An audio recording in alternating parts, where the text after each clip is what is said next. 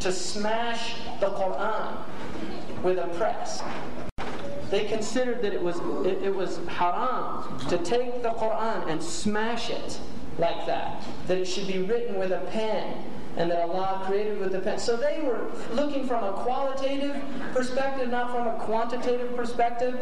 And so people who are obsessed with quantity, massification, mass production, they're going to say it was a stupid idea. But for people that want quality in their cultures, it was actually a brilliant fatwa. And I'll tell you something about the Quran. In the days when people wrote them by hand, they were cherished and honored. Now you go into a masjid and they're ripped apart, they're lying upside down. Look in your own masjid, because I judge a masjid by the Qurans in the shelves. That's how I judge a masjid.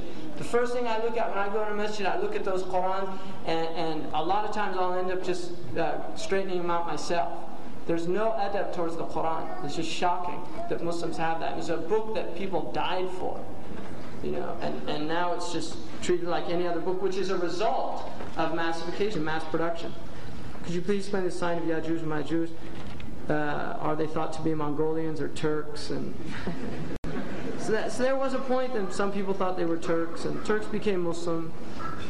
Yajuj wa Majuj, it's in the Quran. They'll come in kulli hadmin yansilun. They come down from every high place, and there's hadith traditions that indicate that they were put behind a wall by Dhul Qarnayn and Allah Ta'ala. Some of the scholars, if you look on Idrisi's map, he puts Yajuj wa Majuj as Russia, up in northern Russia and Mongolia and those areas. Allah Ta'ala, where they are. I don't know. I really don't. I've thought about it a lot, and I don't know, because the hadiths are difficult to understand about them. But they do come. They're one of the major signs, and they come after Isa alayhi salam. Are we as Muslims supposed to believe Darwin's theory of evolution? If not, then how did there... Again, this is part of the trouble that...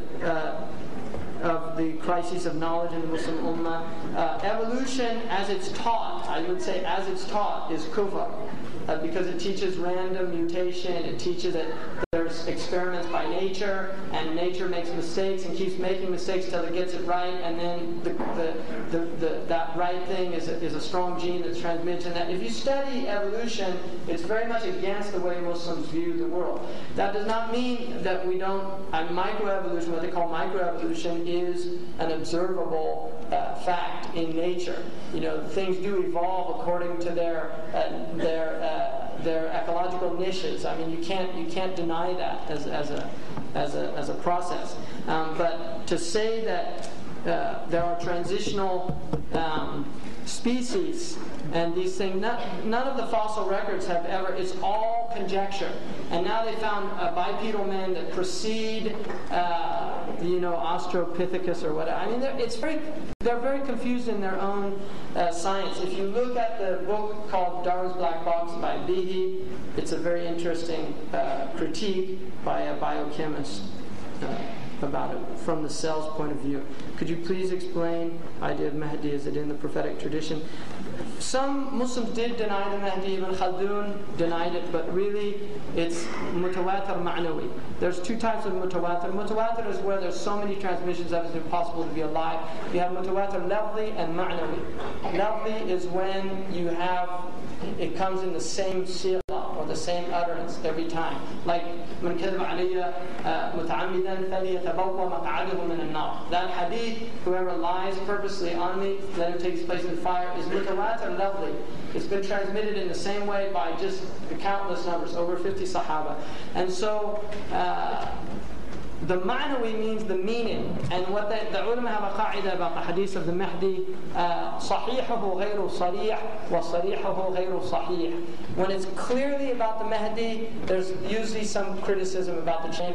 But when it's intimated that it's the Mahdi, then it's sound. So for instance, كيف بكم إذا نزل فيكم عيسى ابن مريم وإمامكم منكم. What will you be like when Isa, the son of Mary, descends amongst you and your Imam is from you? And the Imam there, which is in a Sahih Hadith, is considered to be the Mahdi. So I would not disbelieve in the Mahdi. It's in the Aqidah of the Muslims, and we do believe in it. You were asked which books give good references. Ali Akbar, Ibn Kathir, you said something about them. However, you pointed out Lewis Mumford for the Pentagon of Power is out of control. Could you please go and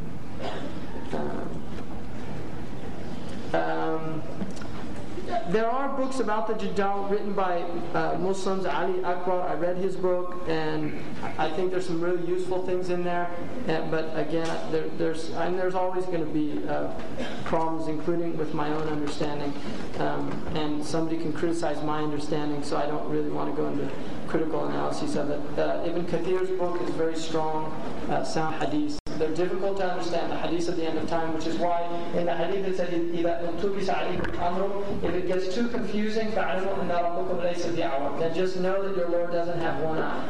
So that's the definitive statement. If it gets too confusing, just know He doesn't have one eye. So the dollar is definitely not our Lord. And there are a lot of people worshiping the dollar. You know, really, there's a lot of people worshiping. That's a Dajjal, because it's a piece of paper. And there's